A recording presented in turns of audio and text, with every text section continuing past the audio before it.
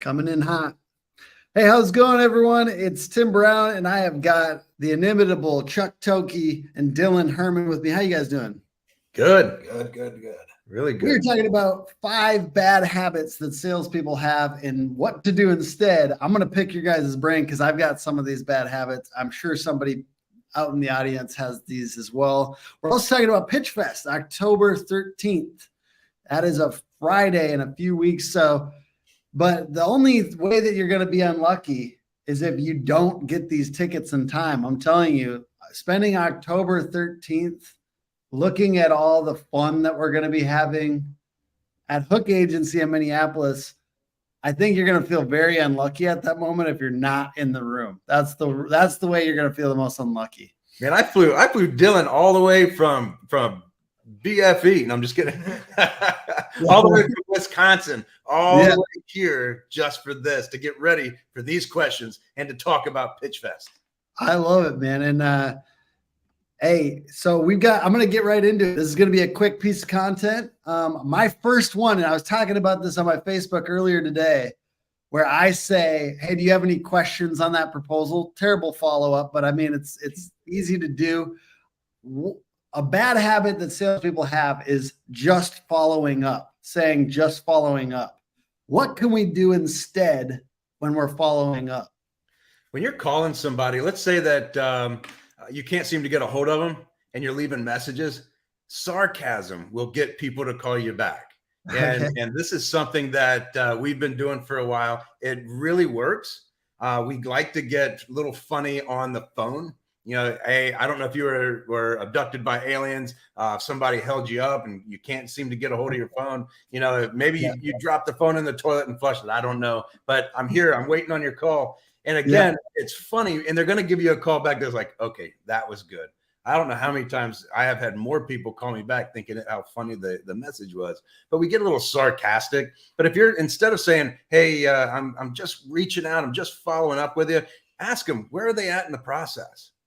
You know, again, it's a question asking them where they are. It's all about them, not about you, and wondering, hey, I'm really hoping to follow up with you and sell you this product. Mm-hmm.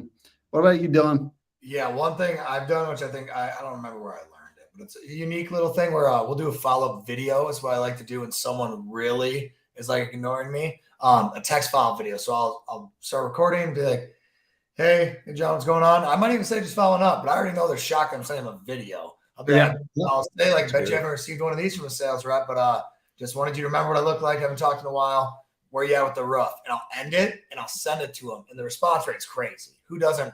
No one's a video left hanging. I love that. That's a unique one we picked up a couple years ago when the guys are really struggling to get a response. I'm like, send the video. And it's kind of a weird thing to do. People respond. A lot of times they'll call. Oh, yeah. Another one is if you're going to send them a text after a couple of weeks, you can't seem to get a hold of them, and let them, you know, send out the text and say, hey, this is Chuck from ABC Roof. You know, have you given up on the roof project?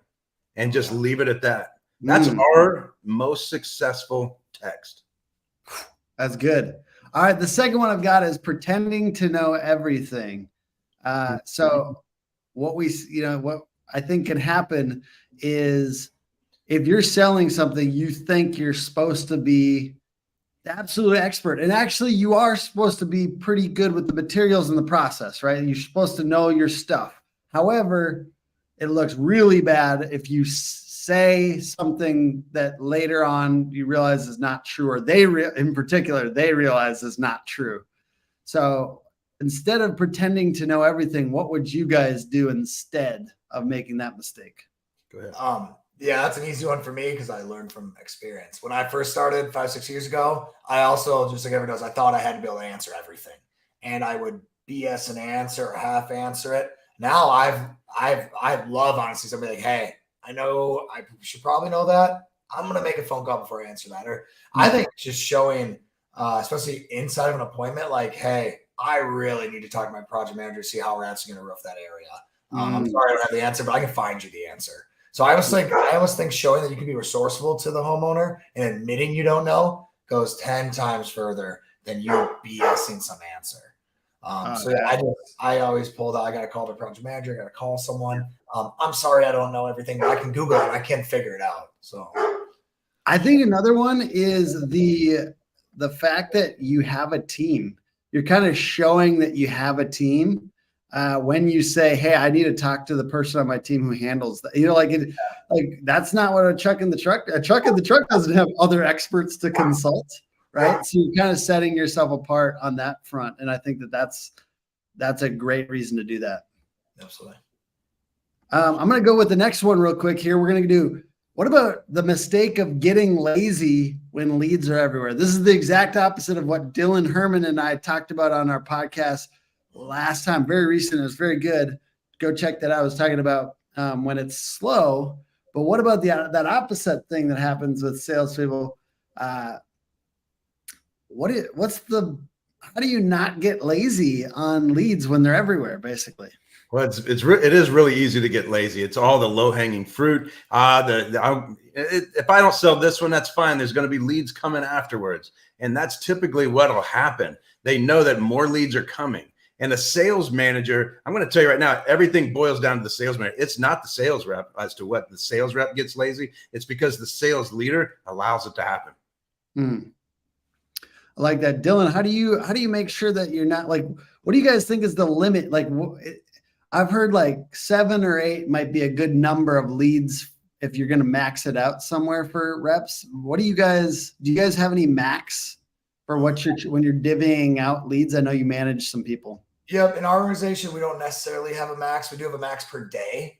But I think kind of like to piggyback off what Chuck said, the low bearing fruit, what happens during those times is what happens. You walk in, you sell a roof, you didn't even say anything and you sold it. And what that does, the next point, they're like, oh crap, why would I even have to do any of my pitch or my playbook or anything of that nature? So I think it's just important as like kind of leader, like to ask like, hey, what happened in that appointment? Was it just an easy one? Or because I'll get guys to admit, they're like, oh, I just sold this big job. I'm like, oh, how'd it go? They're like, oh, they just signed on the spot. I'm like, okay, well, just don't forget the next one might not be that easy. So just kind of reiterating what we do and why we should do it. Yeah, when things get really easy, reps start to pull back on everything they're supposed to do. If they've already sold $100,000 this month, all of a sudden they start to, this will be 20 minutes. I'll be in and out. I'm going to go play golf. And they get lazy. They're full. They sat down to a nice steak dinner. They're full. They don't want dessert.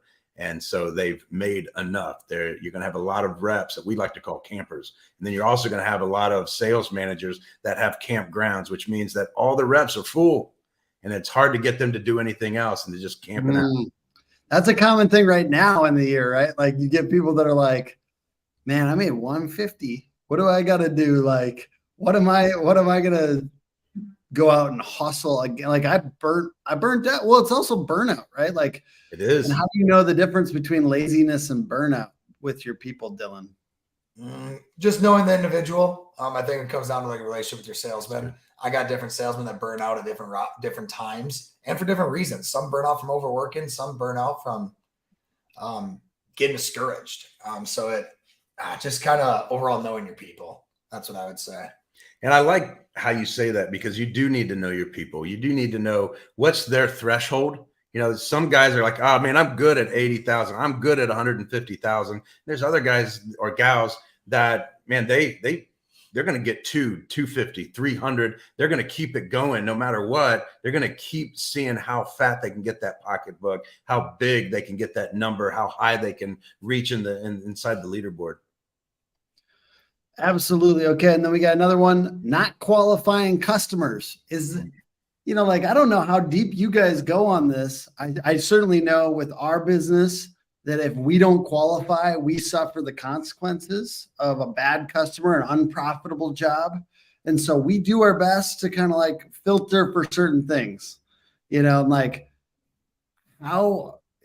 for you guys, I know that I believe that saying we're selective is actually big, I think to prospects, it makes them want it. But it's also not just a sales tactic. It's also like you have to make sure that you don't get a super crazy needy customer. If not qualifying customers is a bad habit, how can we do this better? What's the better way to do it? So I'm not a big fan of the sales rep qualifying the customer. I like the phone rep qualifying the customer, and we have what we want them to qualify them on. If a sales rep qualifies the customer, they qualify it based on whether they can sell it or not. I mean, come on, they're sales reps. They're not looking at, well, this guy's going to be a real pain, I'm not going to sell them. There's not a sales rep out there that actually says that. If they can sell it, they're going to sell it. And then it's up to the production department to decide, hey, maybe this isn't our client. That's fine.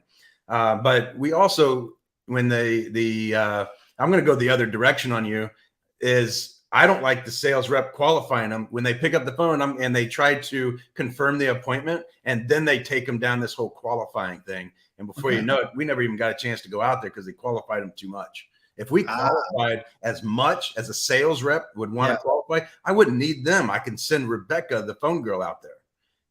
Tom, the phone guy out there. I want to go both ways. I don't want to think, oh, it's a girl. But we can send the receptionist out if we qualified to the point where we know they can get financed. We know they want to buy. We know that they have a lot of damage. I wouldn't need a sales rep to go out. Yeah. Okay. I appreciate that. I'm coming up with these like mistakes here too. And anything from your perspective on that, Dylan, like just about like how far do you guys go on qualifying? When do you do that? Yeah, I mean, qualifying might not be the word to use. We just get a lot of background information from our office is trained. We just need to get enough information that the sales rep knows what he's getting into. But we've kind of throughout the years got better at the office during the qualifying process, I guess, not giving almost too much information. Like we don't want them figuring out how big the roof is or anything like that. That's going to lead the salesman not to want to do it. And we do a pre-approach call with all of our meetings too. So the salesman does dive into a little bit what the person's looking for. But again, like Chuck said, you can almost discourage yourself where the homeowner goes, we just got to look at the roof quick. And the salesman goes, shit, why am I even going out there? They don't think it's a real sale. So our qualifying would be the office. But there are times that people call, we've trained the office of what to tell people. We actually won't come out and look at that. That's not what we do. So we train the office enough to know what we offer. And then it's from the salesman to decide if we can do it or not. All right. The last bad habit here is arguing with adjusters. I think that it's a bad habit. I certainly think that this is something where some people think that that's going to be the difference for their company is kind of that they think of it as advocating for the homeowner. But I also think that it can be a massive reputational fail. Yeah, essentially. So I don't know what you guys think about this. So this could be another one where you guys, hey, maybe you like arguing. I am the opposite. I've had sales rep that go at it from a confrontational standpoint, and I think if you think arguing with that adjuster and telling him he doesn't know what he's doing at his job, what he's supposed to be doing in front of you, thinks he's going to get you the roof, you just don't understand sales. I mean, I've always took the approach, I am going to become that guy's best friend the second I get on that roof, just because the process goes smoother. Yeah. Because you're about to hang out with that guy for 45 minutes to an hour. If you start that off with a confrontational comment on what you think hail and isn't, it's not going to go well. And I don't think you need to be unauthentic to them and trying to get along with them. But just knowing that you're about to hang out with that guy, it's like if you're about to get in a car with someone for 2 hours. You don't start the conversation with a messy topic. You get along with them. So I think getting argumentative with the adjuster is one of the worst things you can do in the insurance process. And I want to throw this out here is like, this is something I want to get Dan to talk about. So Dan Walrek is going to be at this event with us, Pitchfest, October 13th. How do I point at it? October 13th, Minneapolis. And I want to get him to do a half an hour on how he deals with adjusters because I thought it was magical. And like by the end of that day, no joke, there was an adjuster saying, I want to refer you 4 houses on this street. We do have, I think it's like Monday or Tuesday this next week. I mic'd up an adjuster and I've got a video coming out with Dan. But I think him just doing a half an hour of his like schmoozing, how he does it with adjusters, because it's such a big piece. He thinks of that as his secret sauce. Oh, absolutely. And then Dylan and Jacob Fuchs are going to, and Dan are going to be on a panel and answering some questions for you guys as well. And if you guys didn't know, the Pitchfest thing, I keep on trying to point, is going to be, it's one day where you're able to pitch a coach, and you're able to pitch I'm calling Dylan and Jacob and Dan student reps or student coaches kind of thing. You're going to get to pitch one of each and then get feedback. So you get these 10-minute sessions where you do a pitch, whether you want to do the beginning, the middle, or the end of your pitch, and then you're getting direct feedback from them. And I'm trying to work with, funny enough, it kind of just goes with the name. So I'd like try to get a pitch hopper to get 3 pitch hoppers so that like the 3 main coaches can, like the best one will get a pitch hopper. So that's what I'm working on right now. We'll see how that works. Cool. But this is coming up. So anything else you guys would want to say about the event? Are you guys excited about it? Where are we at? Like, what do you think would be a good reason for folks to come to this bad boy? Here's my take on this thing. For one, it's different. I like the opportunity because usually they come, they sit down, and they let me, Mark, or Becca sit and talk to them for 40 minutes. Yeah. You're the one talking to us for 40 minutes, and we're just giving you feedback. How can you be better? How can you go back better than when you came to this event? That's why it's so different. When I love the name Pitchfest, because they're giving us the pitch and how can we work on your pitch? It's not the pitch that I'm going to teach you and how can you be better on the pitch that I'm going to teach you. It's about your pitch, the pitch you do every day, and how can we make that so much more effective than what it is today? Yeah, it's gonna be good vibes. I just want to throw that out there. Like I'm it's Chuck, Becca, and Mark, and other people as well. It's just the idea that I want us to kind of like encourage each other. I don't want to have oh, this is the best way. This is the best way. This is the best way. Like you said, it's about their current pitch and how can we just tweak it a little bit? How can we tweak it to just bring it up? And like, if you've never had a coach that's given you one little nugget that's just changed your closing rate, I think you might just get a little taste of that at this event, a taste of that. And I think not everyone's lucky enough to have Dylan Herman as the sales manager. You know what I mean? Like not everyone's lucky enough to be able to work alongside Dan or to shadow Jacob Fuchs for a day. Like this is the type of like get together that should leave you with one at least, but 2 or 3 little golden nuggets that improve your close rate. And that's what we're trying to do with Pitchfest. We're also just having fun, bringing together some badasses. We're going to do some content together that day. It's just going to be a good time. Another way to look at this as a sales leader. If you're a sales leader and you're watching this right now, you know as well as I do that a lot of times what you say tends to be wallpaper, but you put them out and we say the exact same thing. Now it's just freaking genius. But I just said the exact same thing that you've been saying for months. Yeah. Bring them. That's big. I was just telling somebody about this yesterday because they're like, oh, we're good. We're good on our coach, our pitching and our coach. Like, I get it, dude. I get it, but they can't hear you. Just like you're saying. Like they can't. I mean, like after a while, it just blends together. So it's good to have other people saying the same things as you. Dylan, I'm so excited to see you there, man. It's going to be a good time. And we're getting this is a little bit of an operation. We're getting via Sydney and I, we're all kind of getting the color coding for the students down. When you buy tickets for you and your team, you're watching this right now and you're thinking about it. And then you decide to click that button and go through with it. Then you're going to choose which coach you're going to pitch and which coach each of your people are going to pitch while you're buying the tickets. And then you're also going to get to choose which student coach that your people are going to pitch one by one. So you can kind of choose, hey, I want this person to try this one try this one. So it's fun. It's fun. And it's coming up very soon. I have no doubt. Actually, you know what?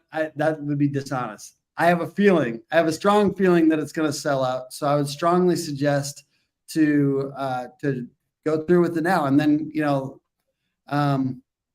grab 2 or 3, bring some buddies, bring your people. And I appreciate everyone watching this. It's a good time. I'll see you guys. Hook Agency is a great spot for these events. Chuck's had an event here. It's kind of a warm environment. It's intimate. It's not like this, that area. Not like this big, arena setting or you're not going to get to hang out with the coaches. That's the best part. This is intimate. It's max 60 people. And if there's less than 60, because there's like 22 sold right now, if there's less than 60, great, more time, and it's gonna be even more intimate. But we're 2 or 3 weeks out, and usually in roofing events, those last couple weeks are like so we'll see how this goes. Thank you guys for joining me today, and it looks like you guys are sharpening your skills over there. I love that you guys are hanging out. Appreciate you guys saying what's up. All righty. See ya. See ya. Did